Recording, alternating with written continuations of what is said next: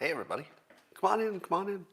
It's time for Coffee with Scott Adams, the best place to be at the best time in the entire world. Yeah, a lot of people think there are better places to be. They're not really. This is the best place to be, and every one of you know it because you're here. You could be anywhere. Well, you could be watching anything. But no, you're here because you know that you can have the best time of your entire day. And all you need is a cup or mug, a glass, tank, or chalice, stein, canteen, jug, flask, vessel of any kind. Fill it with your favorite liquid. I like coffee. And join me now for the unparalleled pleasure, the dopamine hit of the day, the thing that makes everything better except apparently that big ship that's stuck in the Suez Canal. But let's see if we can get that out. Yeah, I think the simultaneous sip has the power to dislodge shipping vessels from canals. Go! I feel it wiggling right now. Yep. Whoa, oh, hold on. I feel it coming loose. It's coming loose. Well, let's talk about all the stories. Yes, let's talk about that big old ship. So the name of the ship, humorously, is the Evergreen. Isn't that kind of perfect? Because the story became an evergreen. An evergreen is like it never goes away. Every day you wake up and still a ship stuck in the Suez Canal, and you're not going to be able to wipe your ass if it stays there much longer. So this morning the news was that at least one part of it got free, and everybody's thinking, yay! If one part of it is free, it's not going to take long to get the other part free, is it? Except they let the wind blow it back into its stuck position. And I ask you this: is the wind around the Suez Canal sort of a special kind of wind? Is it the kind of wind that targets specific ships?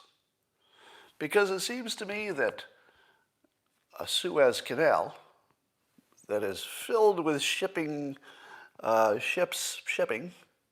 why they call them ships, they probably figured out the whole wind thing by now, right?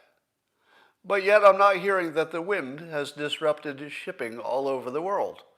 Seems to be just this little evergreen ship gets a little extra wind, I feel. And that's not right. So I won't make any other jokes. I had some good ones, but they're not for the public. But that ship is not quite out yet. The wind blew it back into a stuck position. And I do love the simplicity of the story. As somebody said on Twitter, all of our other stories are too complicated. They have lots of variables. But this one's great. You can sum it up easily. Ship, stuck, needed unstuck. That's it. All right, Trump made news again, a couple ways.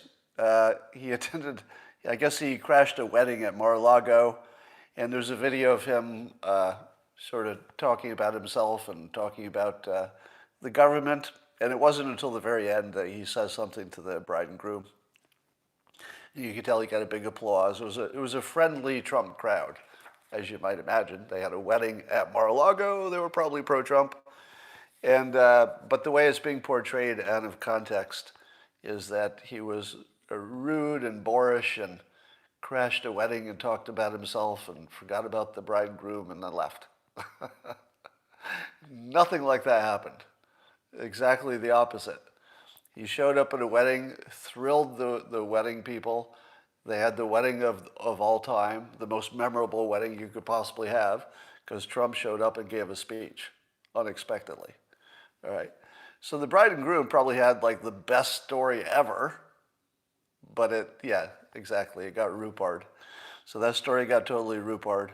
If you cut off the last part, it looks like he never even addressed the bride and groom. All right, Trump is also saying he's going to visit the border. This is why he was the fun president. Visiting the border is just the best thing you could possibly do when the sitting president is not visiting the border during a crisis. So if the ex-president visits the border before the sitting president, sort of makes the sitting president look not so strong on that issue, if you know what I mean. So that's a good play by Trump. Persuasion-wise, good play. So the George Floyd trial is starting today, I guess. And have you noticed how one story ends and then there's always another one that just backfills it perfectly? Why isn't there ever a day, I guess there were a few without Trump in the winter, in which it seemed like there wasn't much news? But it's kind of weird how the news always has a big story in the pipeline. The timing of it is a little suspicious. You know, sometimes there are two at a time, but they really make sure that pipeline is filled, which sort of suggests to me that if we had a time when there wasn't much happening, that the news would make something out of nothing. Huh. They wouldn't do that, would they? Make something out of nothing just to make news? Maybe they would. And how would we know? How would we know if there was a real issue and we were just reading the news and seeing a real issue, or the news business had created an issue that otherwise you wouldn't have even cared about or known about or had any impact, you know, whatever. So you start to see the pattern that the news is pretty much artificial, at least in terms of how you feel about it. So the things you feel about the strongest aren't necessarily the important things that are happening. So the news no longer reports what's important, per se. They report what's going to get the best audience. Well, there's a publication called Real Clear Investigations. They're reporting about this little county in Montana, Missoula. Only 120,000 people in the whole area. And they did a full audit of the mail-in ballots.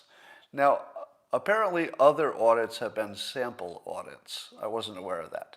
So when larger places are audited, they can't count them all because there would be too many. So they pick a sample and just count those. Now, I have questions. Did you know that, first of all, that the other mail-in ballot audits were samples and not actually just counting all the ballots? I didn't know that, so that's interesting. But here's my second question. What do we know about how they picked the sample? Who exactly gave them the sample? Did the auditors go into a big room, full of ballots and say, all right, we're just going to randomly, and how would you do it? How would you randomly select ballots? Because even if you went and said, oh, I'll just randomly pick them out of this pile and this pile, probably it wouldn't be random, would it? Because that's not even close to random, right? I mean, mathematically, statistically, even if you weren't trying to take them from the same place, you couldn't guarantee it was random. It wouldn't be possible. So I ask you this question. Were the people who audited the ballots the same ones who decided which ones to audit? In other words, did they do the randomness? Or, I'm just going to put that out there because I don't know the answer. And let me tell you that no court has found any widespread fraud. No court has a ruling of any widespread fraud in the election, right? It's a big lie. It's a big lie. I'm saying that so I can stay on social media. Now, on with the story. So the question is, do the people who have done sample representative audits of big places, was the sample given to them by the same people who organized the election?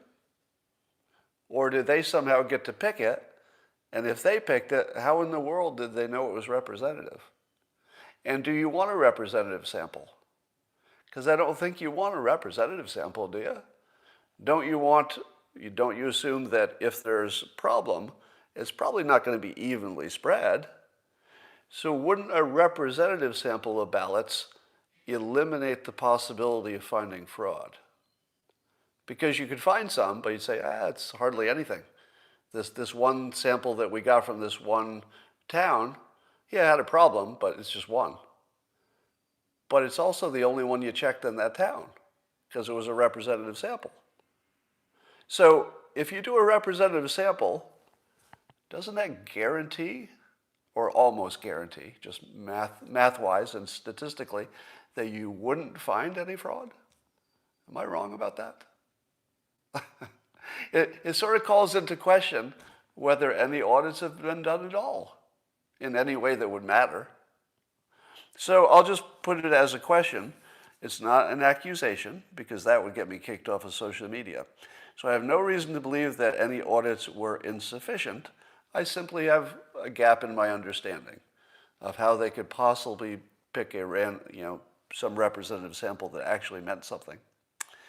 But anyway, back to this little Missoula place. So they did an audit in which, because it was a smaller place and there were volunteers and they got approval to do it, they could look at every single one. So I believe this might be the only place that every ballot was checked. Maybe.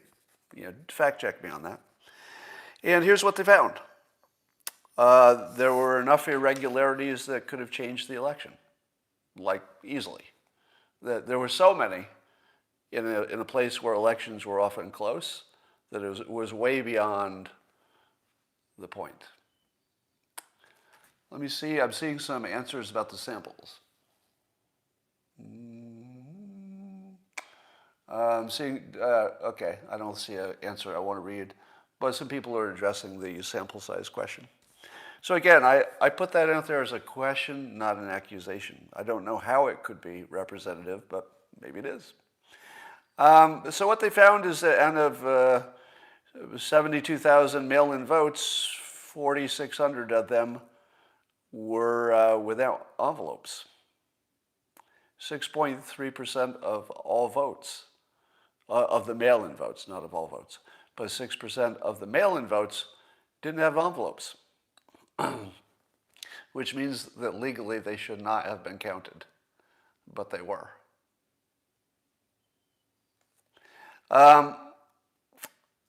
And what's more, this is from the article, according to auditors, county employees claimed that during the post-election audit, some of the envelopes may have been double counted. So might even be a higher number of missing envelopes, but they don't know that for sure. And apparently there were some postmark issues as well. So fact check me on this, will you? Just fact check me. Number one, is the story even true? Right? Like, I don't trust anything. Like, maybe this story didn't even happen. Maybe there's no place called Missoula, right? I mean, anything's possible in 2021. So first of all, is the story even true? I don't know. I don't even know how to know. But if it were true, is it the only place they've ever checked? And it's also completely problematic. I hate using that word. I'm gonna erase that word and back up like I never used it before. The only place you checked, there was a problem? Is that true? So there is a Missoula in Montana, at least that's, oh, that part I was pretty confident about. But was there really an election? Somebody says, yeah, I gotta say, this certainly raises some questions. But, like I said, the courts have shown no proof of widespread fraud. Jack Posobiec had a great prank tweet this morning. And here's the setup. As you know, there are a bunch of Antifa people who are counter-protesting some, some Republican types, some conservative types who were protesting something. Anyways, the Antifa people were throwing rocks through the cars of anything that had a flag on it, or the trucks usually. And so there was some of that kind of violence and destruction. And Jack tweeted, tongue-in-cheek, armed Antifa insurrectionists attempted to overthrow the Oregon State Capitol today. Now, of course, that's a joke on the Capitol riots, where anything that looks like a protest, could be construed by the fake media as an insurrection. Mike Baker, correspondent to the New York Times, not understanding that this was a joke, tweets about it. The tweet below is getting a lot of traction, but isn't even close to being true. Yeah, which is often the case with jokes. They're not that close to being true. The crowd of anti-fascist activists gathering in front of the Capitol to protest a planned right-wing event. There was no attempted overthrow. Yes, there was no attempted overthrow. Good to know. So we have that clarification of a prank. Breaking news, I don't know if you knew this, but 25% of people polled on any topic are idiots. Have you ever noticed that? It doesn't matter what the question is, if it's on politics anyway. Any question on politics, 25% of the country is going to be on the dumb side. It doesn't even matter what the question is. And I wonder, is it the same people every time? Or is it just always a coincidence that about 25% of the people will disagree on things no matter what they are? Or is it always the same 25% who just don't understand anything? Makes you wonder. I imagine it's different people, but it's a funny question. So here's, in case in point, Rasmussen is reporting about the support for voter ID laws. So apparently back in 2018, so not that long ago, the support for voter ID laws among white people was 67 to 74%. Among blacks, it was 55 to 69. And other non-whites, oh, that's interesting, it's much higher, 76 to 82. And so among all voters, the range was 67 to 75. But the current average is 75. So in other words, the support for voter ID laws has climbed substantially. A lot more people are in favor of it. But I go back to my question. 25% of the country is not in favor of knowing who voted. What's wrong with them? What's wrong with them? So I see somebody saying that Scott believes polls again. Well, I'm reading the Rasmussen polls. The Rasmussen polls, at least on the presidential stuff that I follow, I don't know about anything else, but on the presidential stuff, they've been one of the closest pollsters consistently. So following a pollster that is consistently one of the best is not exactly being too stupid. Following the polls that come out prior to an election, which you know are fake polls, would be sort of dumb. All right, so you can't say polls are polls. Some of them are just obviously fake all the time. Now, as I've been telling you lately, I've decided to self-identify as black. And I decided I haven't explained that well enough, because some people still think it's a joke, but it's not. Number one, I agree, literally, no joke, being completely serious, I agree with the concept that people can self-identify. Let me give you an example. Let's say somebody is technically bisexual, at least in their own mind, they would consider themselves bisexual. But let's say they just have more of an affinity for the gay lifestyle, spend more time there, have more gay friends than straight friends, and just decide to identify as gay. But maybe technically in their mind they know that they could go the other way if they wanted to. So should they be allowed to identify as gay when sort of technically maybe they're not so much completely gay as bi, but they have an affinity for that lifestyle? I say yes. I say yes. Because they would certainly be treated as gay. They would be living the life, etc. So I say yes. Likewise, as you know, I've been pro-transgender everything.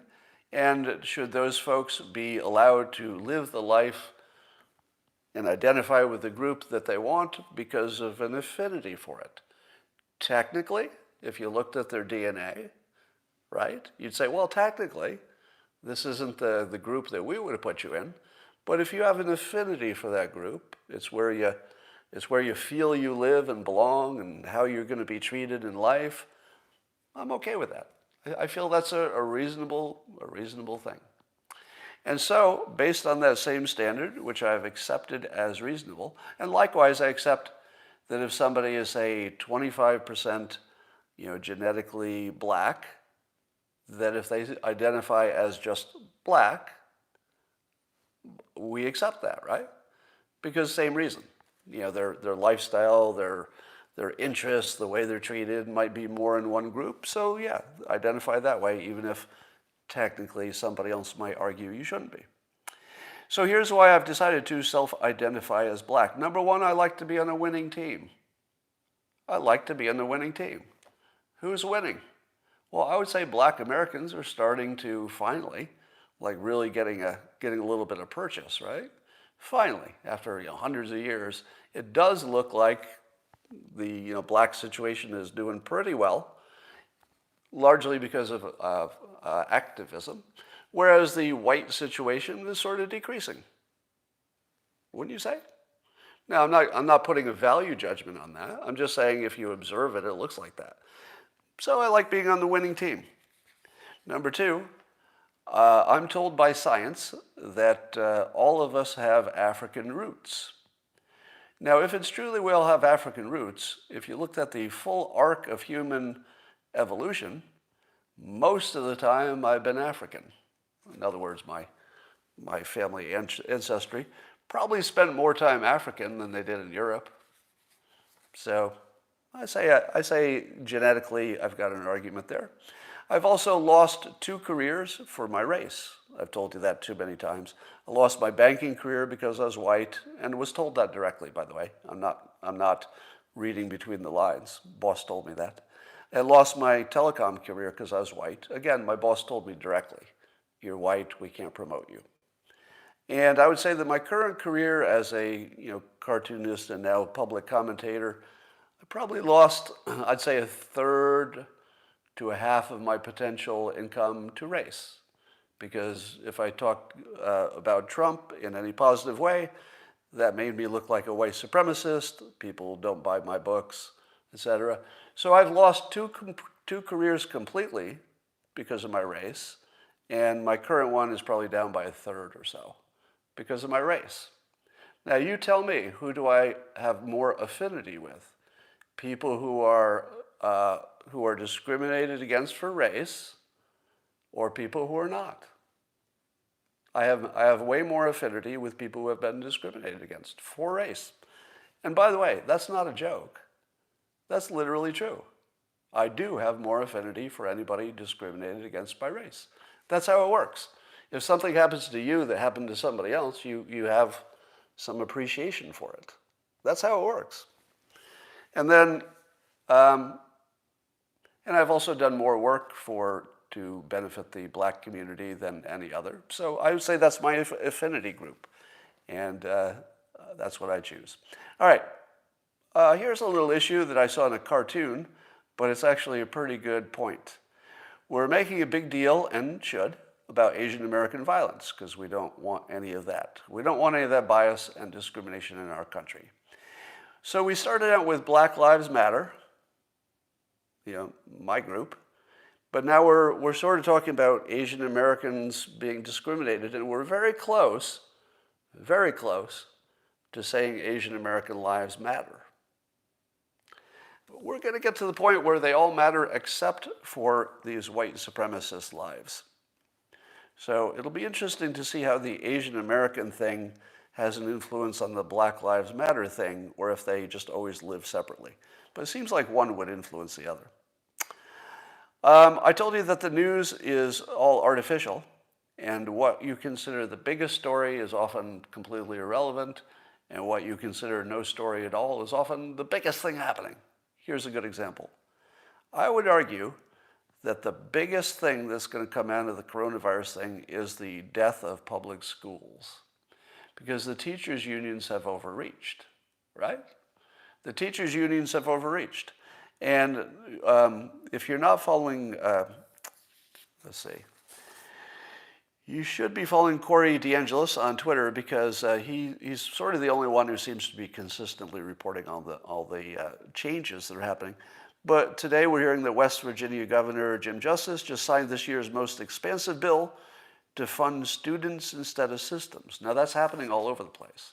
A bunch of different states, especially where they have Republican control, are deciding that the funding will follow the student, so the student can go to whatever school they want, private or public, and it won't just go to the school instead.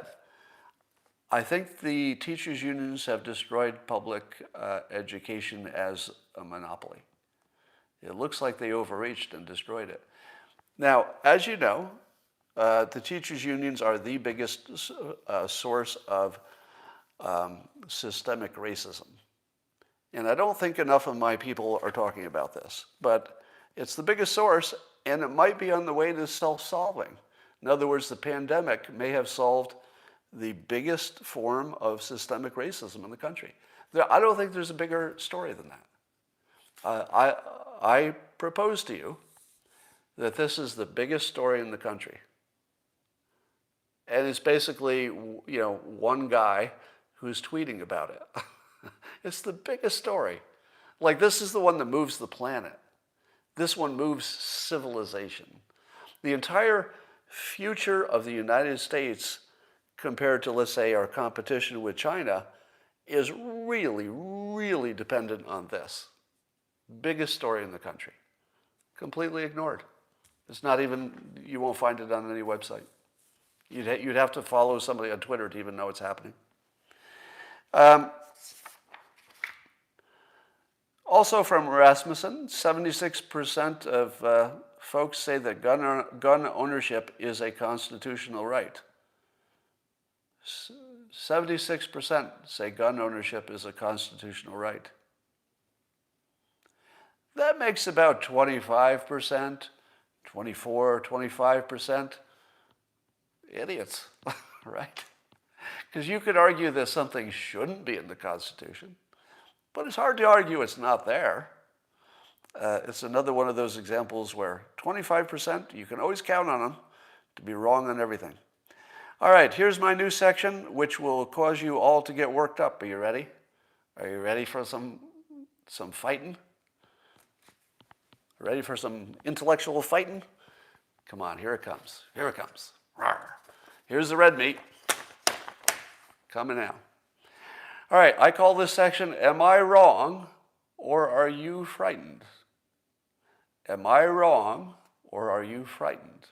And here's the concept behind it. An ordinary intelligent person will make ordinary, intelligent, and reasonable decisions when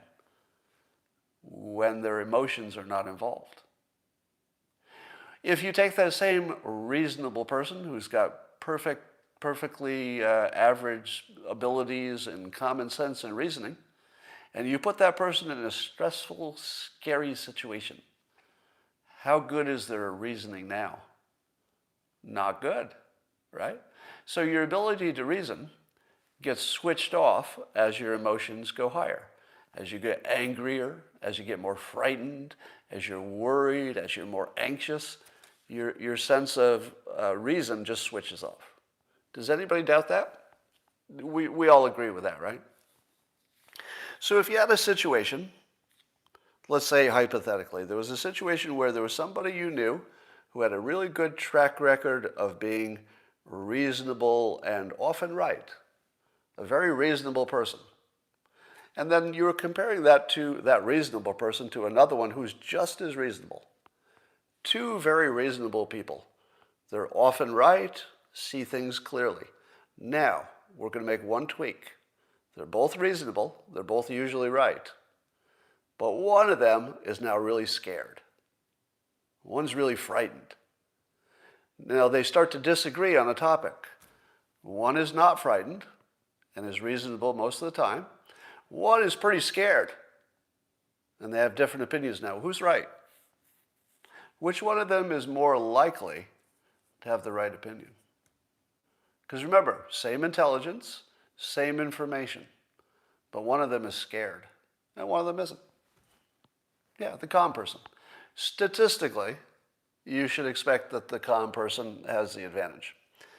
Now let's talk about vaccine passports. I'm not afraid of vaccine passports.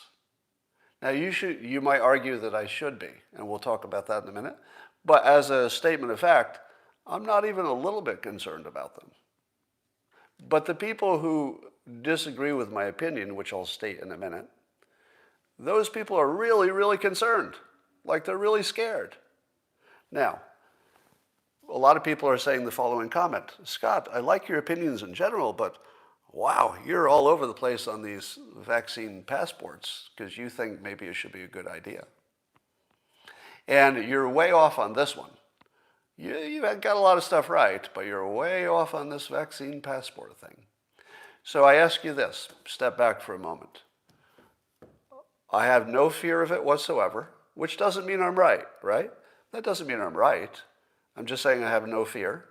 And you've watched me for however long you've watched me, and you thought that I was reasonable until now. But here's an object where you have a topic where you have a lot of fear, and now where our opinions are different. What do you think's going on? What do you think is going on here? Is the problem that you're afraid and it's affecting your judgment?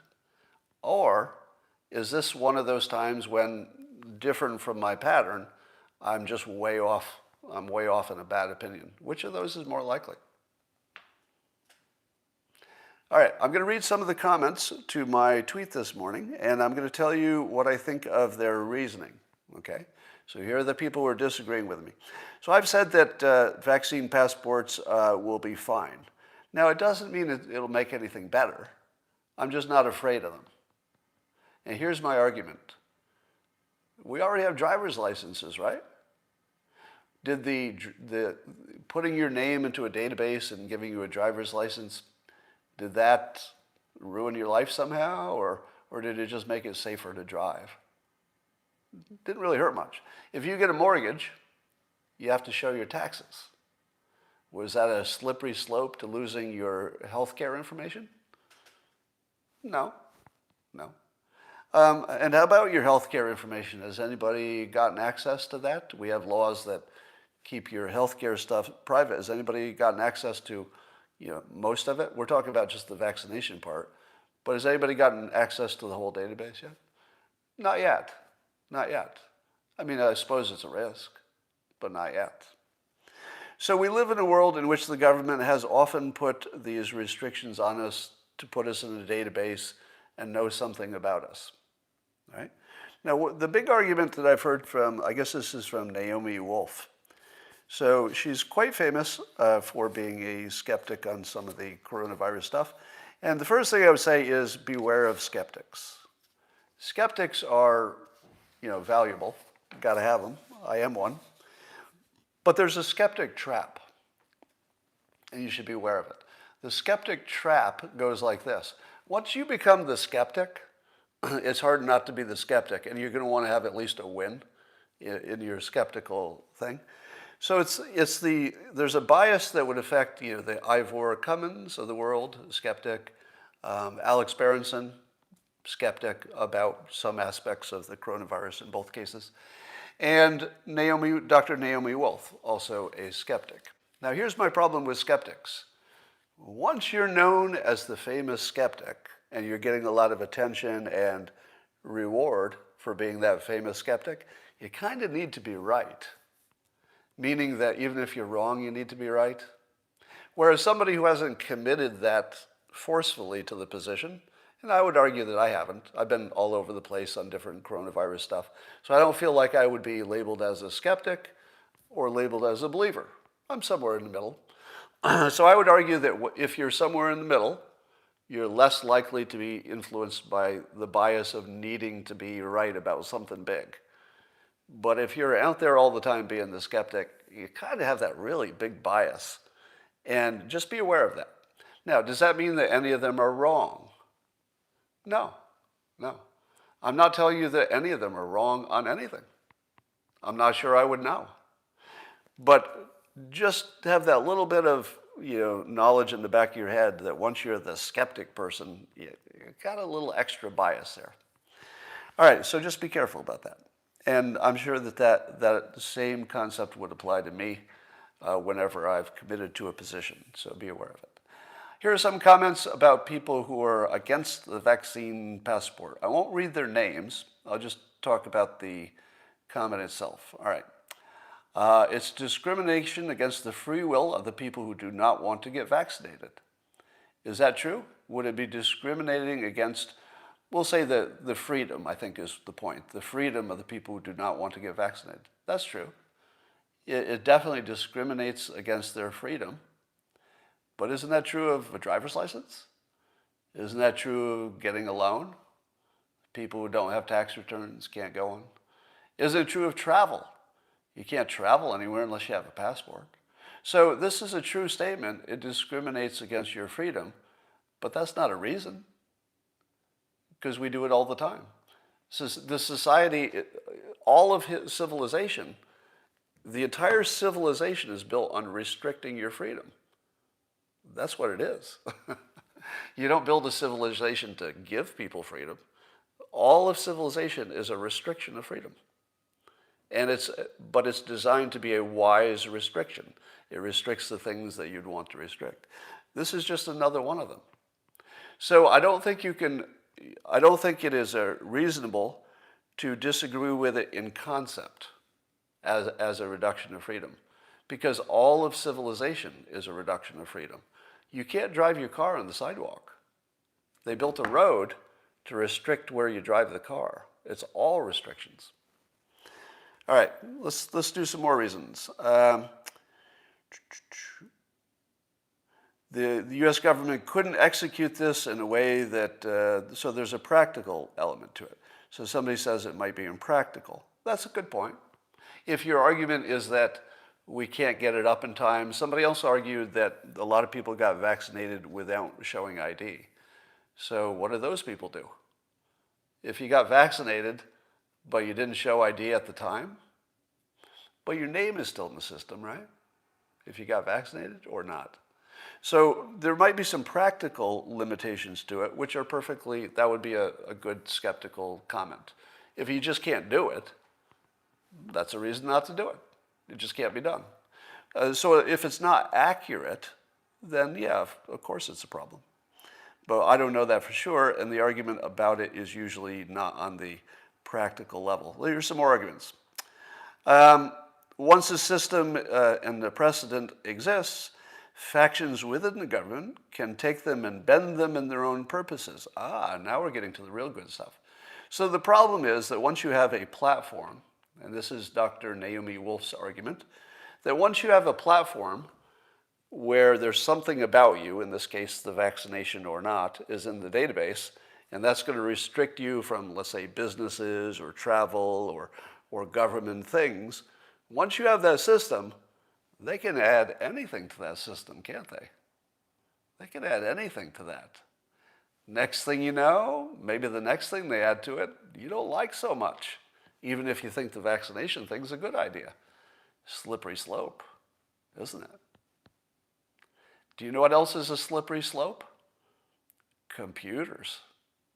If we allow ourselves to have computers, somebody's going to put some information in those databases. And we're not going to like it. Or how about driver's licenses? There's a database of your driver's license that has your weight, your address, your height, your eye color, your hair color, I think. Couldn't they use, and then it's also used to restrict what you can and cannot do. So if you don't have ID of some sort, you can't fly, you can't do a lot of stuff.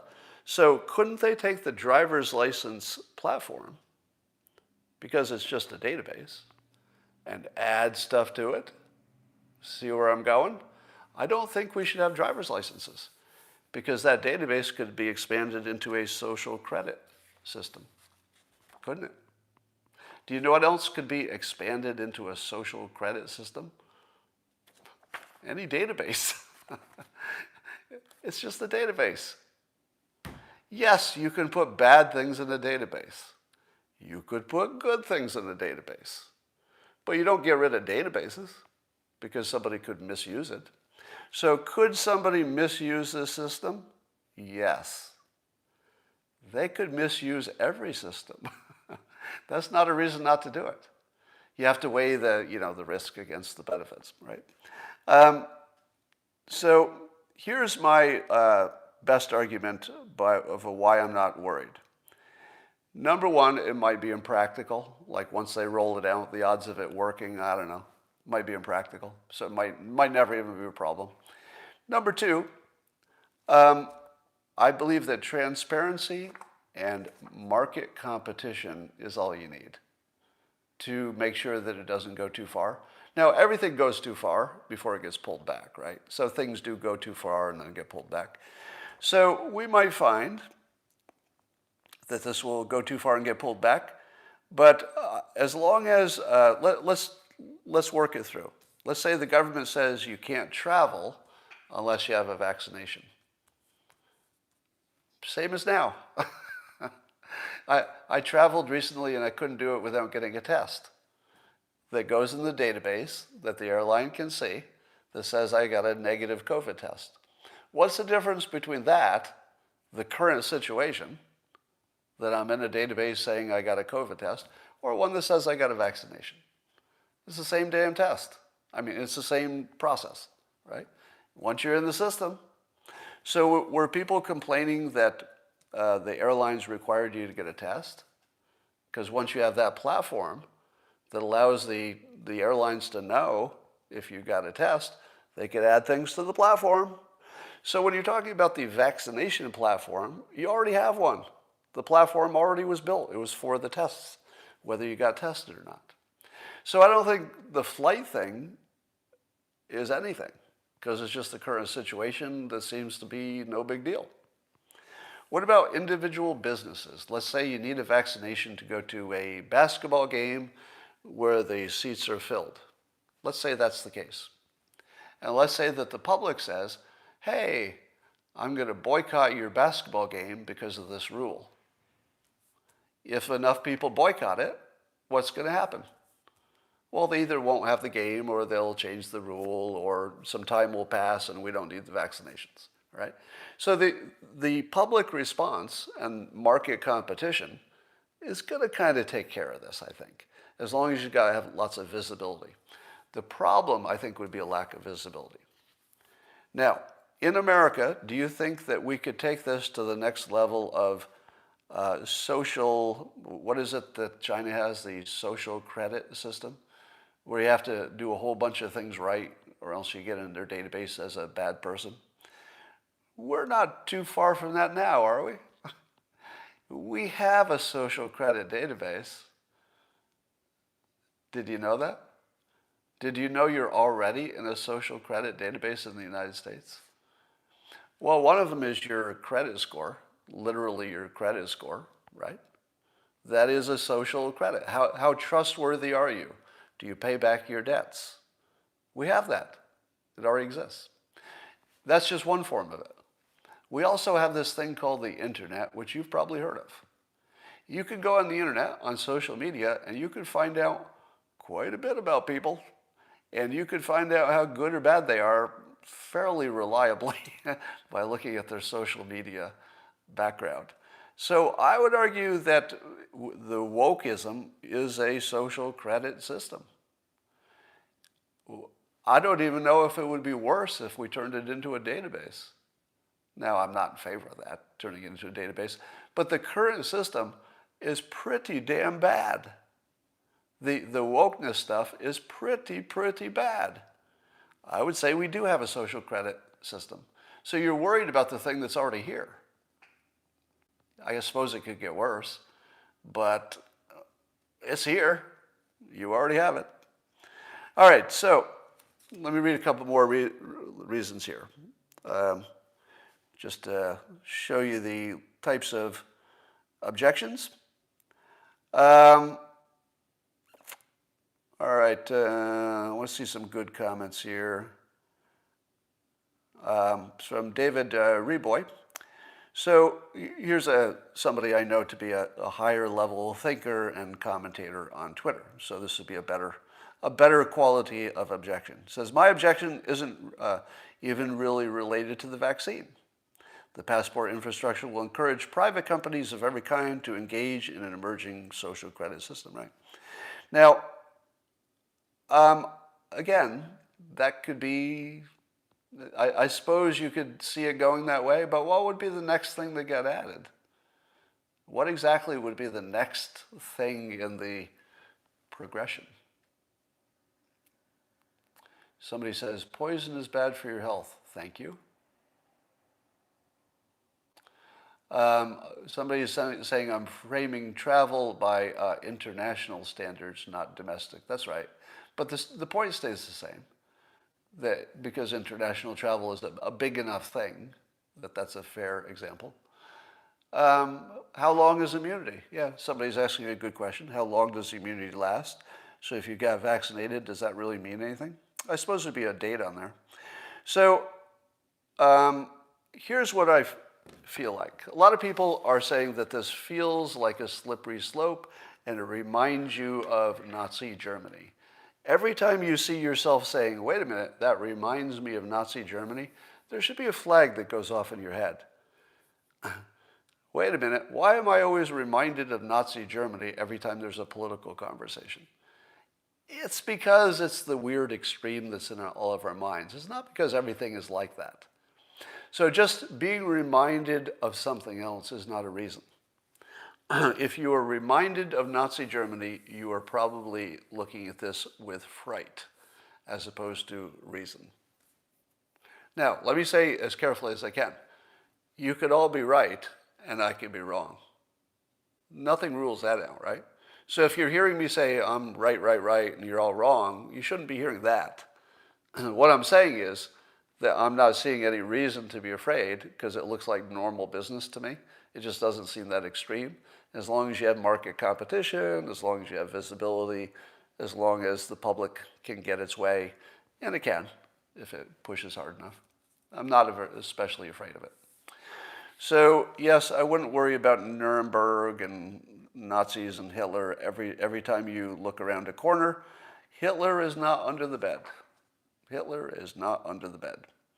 Do you remember when the coronavirus was first hitting and a lot of people thought that it would be the end of our supply chains and civilization would crumble? And I was telling you, no, don't be operating on fear.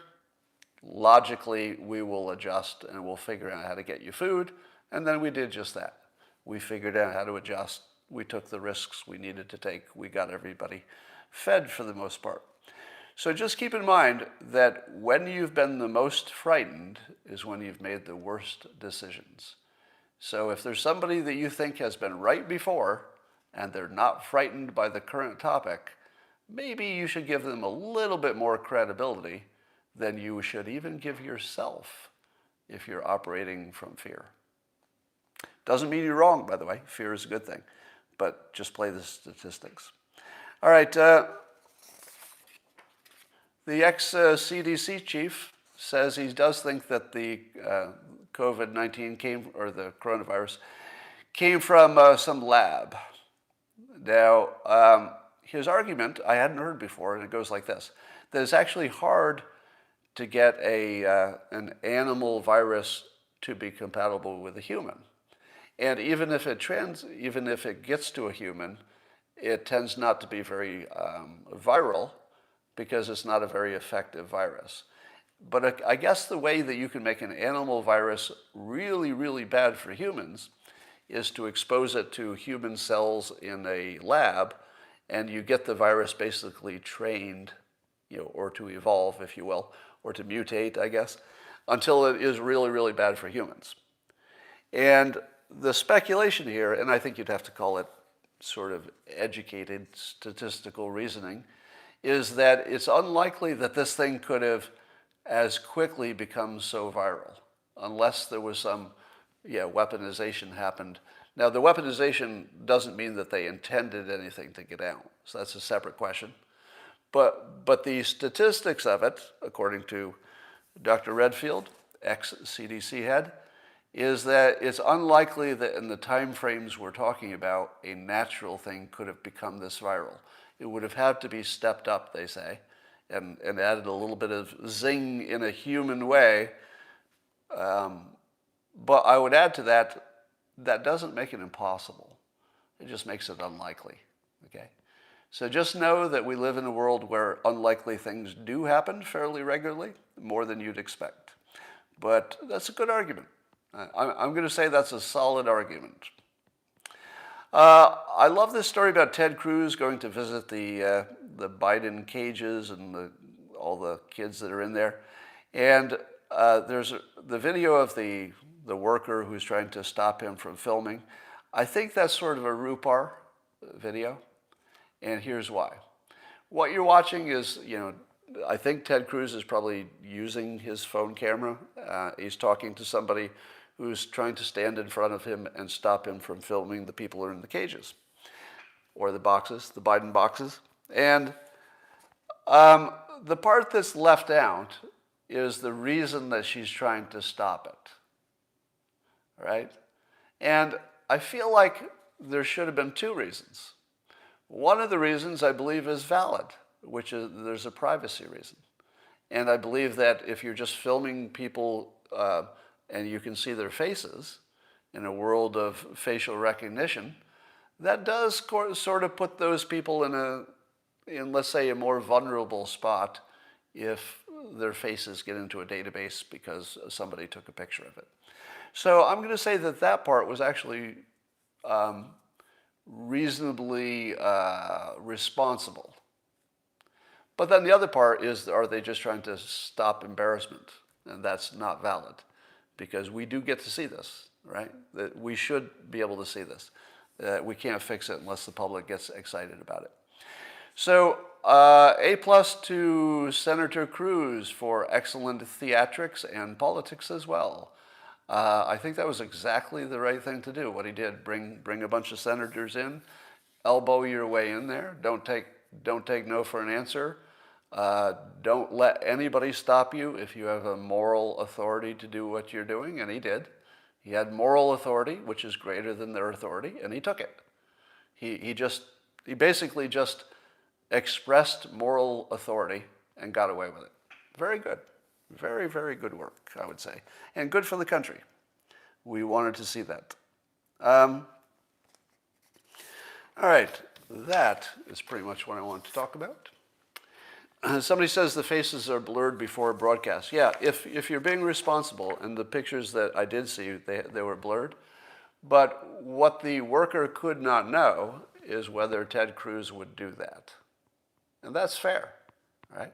Now, if it had been let's say a professional news crew, you might have had a little more certainty that they would agree to and actually blur out the faces.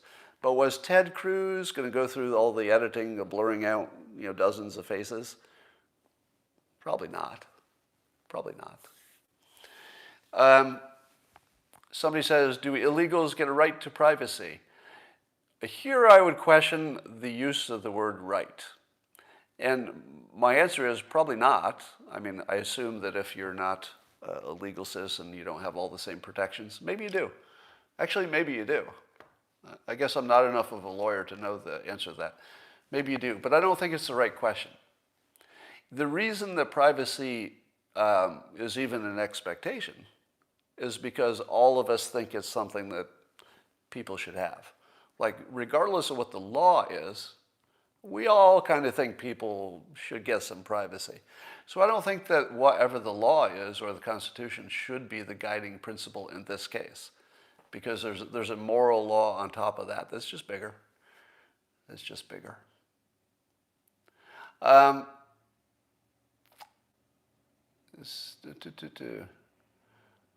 once they're on U.S. soil, then they do, somebody says. We should all have privacy and also vaccine passports. Okay. Well, the thing with privacy and the thing with all of my arguments is that if you ever see any of them as absolutes, the problem's on your end. Because I don't present anything as an absolute. Privacy is good, but also restricting what people can do so that you can have a functioning civilization is also good. They can both be good, right? You could have times when you're trading one for the other. There's nothing wrong with that. Somebody says moral laws have no place outside of religion. Well, moral laws don't, maybe, but acting in a moral way, you could take away the word law if you like, but acting in a moral way is just something we should expect of each other. It doesn't have to be on the books. Privacy is a form of public restriction. That's correct. Good point. That's right. If you have privacy, you're restricting me from that information. Now, I'm not saying that's wrong. I'm just saying that there is no such thing as just freedom. To have a civilization, it's all about restriction. That's what makes it a civilization, is restriction. Mind your own business, somebody says. That's a perfectly reasonable statement. So if somebody says, our philosophy or our point of view should be everybody just mind your own business, if you could be consistent on that, you'd have something.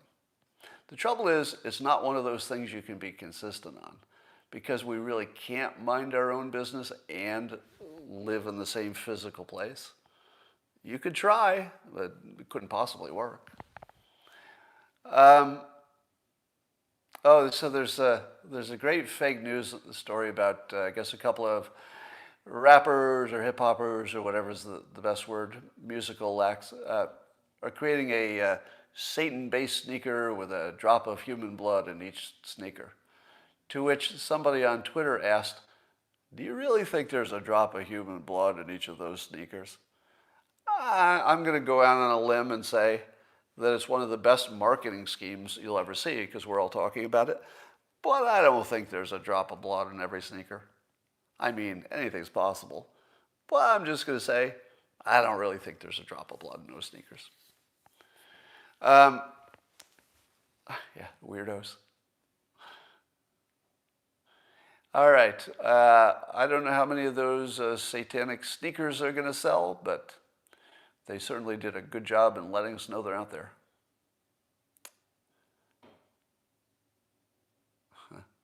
All right, I'm just looking at some of your comments. All right, that's all I got for now. Today I'm going to start recording the audiobook, which is actually a re-recording because another artist did the original.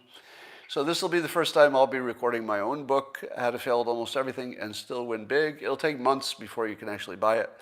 But next 3 days, I'm going to be leaving here and recording all day in the studio. And I hope that you like the audiobook when it's done. And I will talk to you later.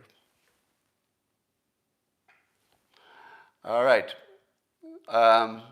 Pre-sale, not for the audiobook yet. I'll tell you when it's available. All right, that's all for now, and I'll talk to you later.